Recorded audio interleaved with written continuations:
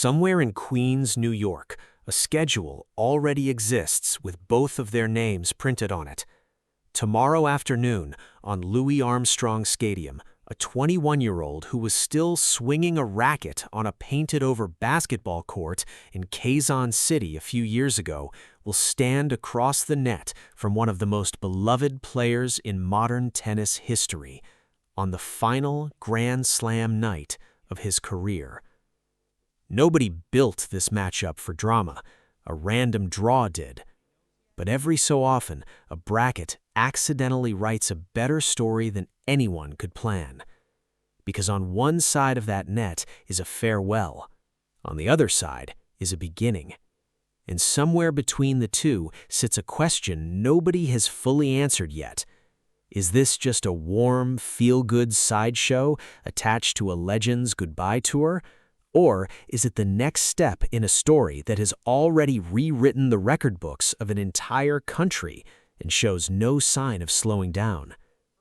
To understand why that question even matters, we have to go back, because nothing about tomorrow makes sense until you understand exactly how far one of these two players has traveled just to be standing on that court at all. Her name is Alexandra Eala, and her tennis career didn't begin in an academy or a stadium or anywhere near a spotlight. It began on a basketball court in Quezon City, the paint faded, the lines drawn for an entirely different sport, with a 4-year-old swinging a racket nearly the size of her own body.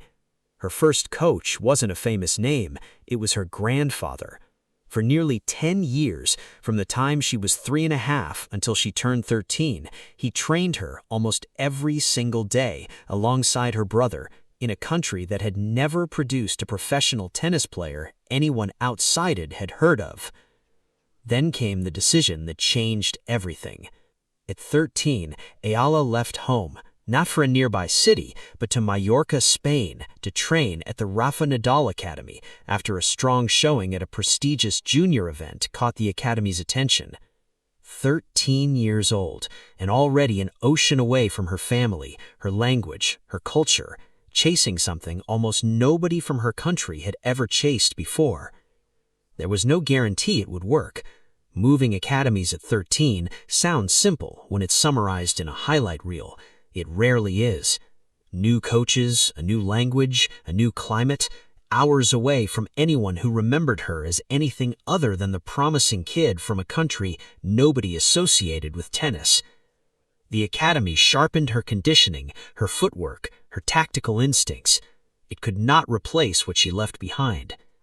That trade, talent for distance, opportunity for homesickness, is the quiet cost behind almost every athlete who leaves a small tennis nation to chase a global one. Eala paid it before she was old enough to vote.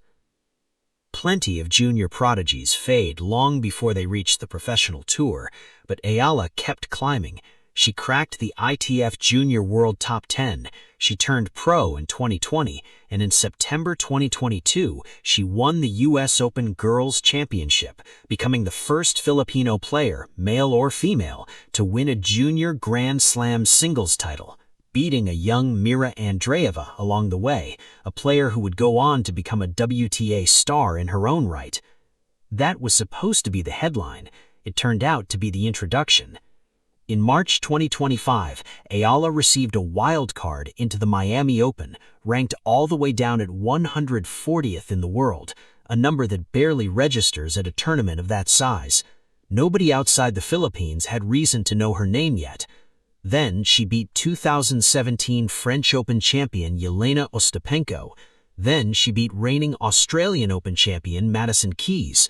Then, in the quarterfinals, she beat world number 2 Iga Swiatek in straight sets, the first Filipina in history to defeat a Grand Slam champion.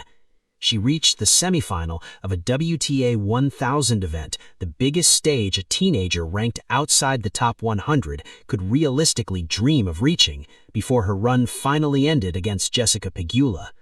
Rafael Nadal himself took notice, publicly praising the work ethic of his academy's newest breakout star. But here's the thing about a run like that.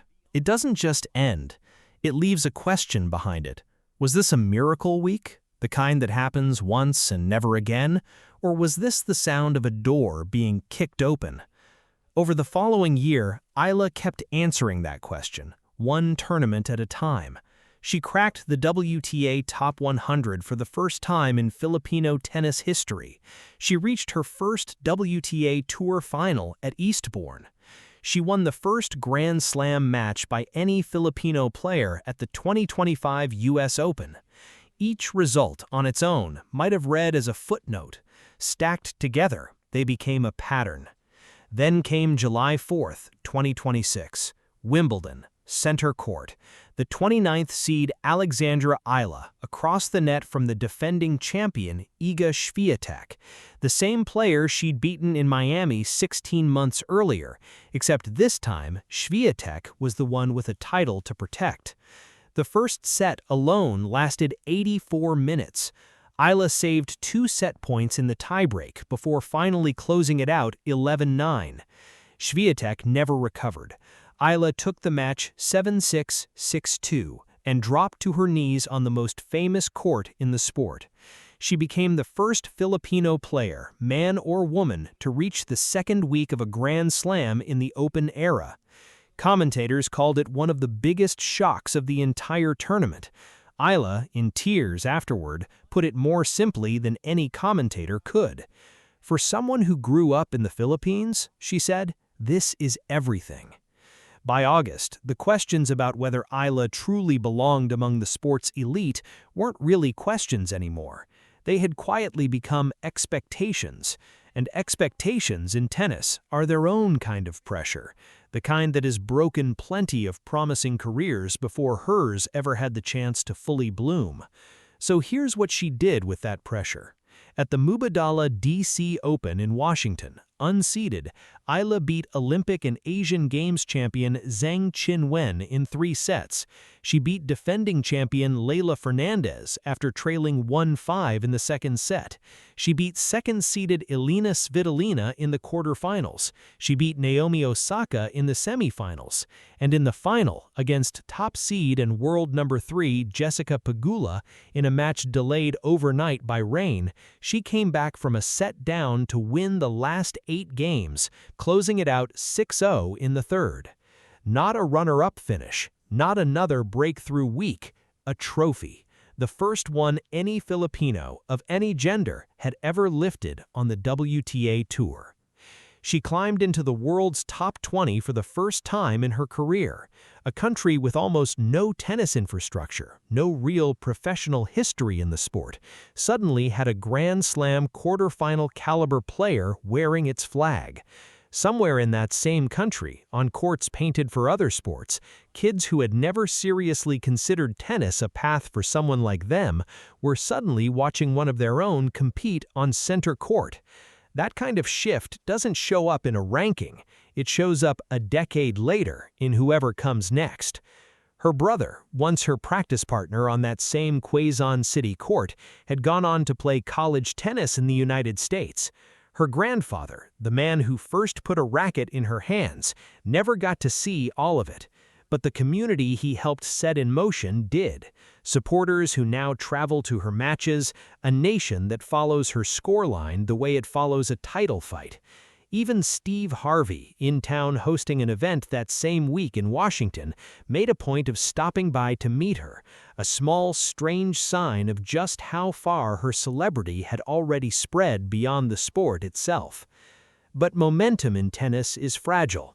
Just days after lifting that trophy in Washington, Eala was already back on court at the National Bank Open in Toronto, and this time the run stopped early, a round of 16 loss to Belinda Bencic. A reminder that even the hottest month of a career doesn't erase the ordinary difficulty of playing at this level week after week, city after city, with an entire country now watching every result land. Which brings us back to tomorrow. Because this story was never going to be only about arrival. Tomorrow, across the net, stands a story about departure. Gaël Monfils has been a professional tennis player for 21 years. He turned pro at 18. He climbed as high as world number 6.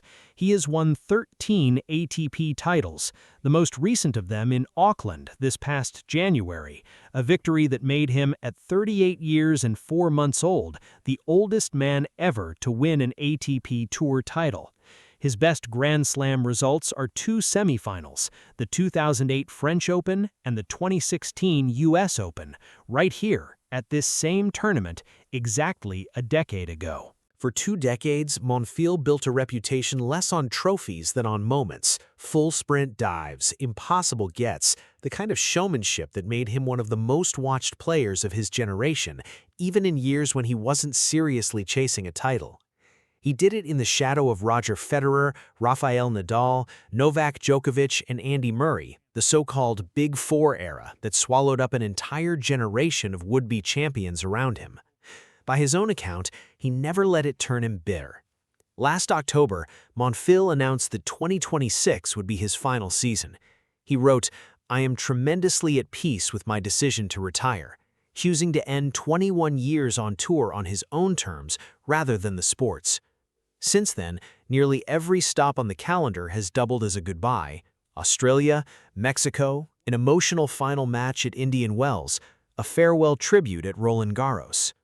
Novak Djokovic, one of the most decorated players the sport has ever produced, summed up how much of the locker room feels about him in 9 words: "What a treat it was to watch you every match." There's an irony sitting underneath all of it. Monfils built his entire career on a style that typically burns players out early: full-bodied dives, splits, sprints to balls that most players would let go. That kind of tennis usually shortens a career, not stretches it toward 40. Instead, it made him one of the sport's most durable entertainers, still competitive against players half his age, still filling stadiums on the strength of his name alone, even in a season built entirely around goodbyes. Here's the detail that makes tomorrow feel almost engineered by fate. Monfils turns 40 on September 1st during this very US Open. Playing until 40 was the goal he set for himself at the start of this farewell season. Tomorrow's match is one of the final steps toward getting there. And he isn't playing it alone. His partner is his wife, Elina Svitolina, an Olympic bronze medalist in her own right. This tournament marks the first time in his farewell campaign that the two of them will share a Grand Slam court together, which is where the story loops back on itself in a way nobody scripted. 3 weeks ago, in the quarterfinals of that same DC Open, where Eala won her first title, the player standing in her way was Elina Svitolina. Tomorrow, Svitolina gets a rematch, except this time she isn't alone across the net, and neither is Eala. Eala's partner for this event is Felix Auger-Aliassime, the world number 4 from Canada. And Auger-Aliassime already has history with Monfils too. Back in March at Indian Wells, it was Auger-Aliassime who brought Monfils' tournament to an end in 3 sets, on a night that became one of the most emotional of his entire farewell season. Now the two men will stand on the same side of the net as partners instead of opponents. The format itself adds its own layer of pressure. Mixed doubles at the majors used to be something top singles players quietly skipped: low stakes, small prize money, and afterthoughts squeezed in around the real tournament. The US Open tore that model up last year. Sets were shortened to 4 games, no ad scoring, sudden death tiebreaks the moment things get tight. There's no time to settle in, barely time to feel nervous before a match is already deciding itself. And it worked. The winner's prize jumped to $1 million, and the sport's biggest singles names started actually showing up. Last year, even with superstar pairings like Pegula and Draper and Swiatek and Ruud filling out the draw, it was doubles specialists Sara Errani and Andrea Vavasori who walked away with the title. The lesson from that first edition was simple: a famous name is no guarantee of anything once the scoring gets this unforgiving. Just for reaching tomorrow's match, each team is already guaranteed $40,000. The eventual champions walk away with $1 million. And whichever pair survives tomorrow doesn't get to relax. They turn around and play again that same day in the quarterfinals against either top-seeded Ariana Sabalenka and Novak Djokovic or Leylah Fernandez and Frances Tiafoe. So is this really just a lighthearted farewell exhibition, or is it another test? One more data point in whether Eala's rise is a genuine lasting shift in what Philippine tennis can produce, rather than one extraordinary summer that ends as quickly as it began. Interest around the match has clearly been building since the draw was confirmed. Whatever happens on Louis Armstrong Stadium tomorrow will be watched, replayed, and picked apart by two very different fan bases. One saying goodbye to a career that shaped 2 decades of the sport, the other watching to see whether their newest star can hold her nerve on a stage built specifically to test that. Tomorrow, Eala won't be trying to prove she belongs anymore. That question already has an answer. Written into a Wimbledon quarter-final and a first Filipino Grand Slam title in Washington. Tomorrow is about something entirely else, whether she can take everything she built this year and carry it straight into someone else's ending without letting it slow down her own. Eala's story isn't waiting for permission to continue. Monfils' story isn't finished either. Tomorrow, for a few hours on one court in Queens, both of them keep being written at the same time. And however it ends, the world will be watching to see which story gets the louder final line.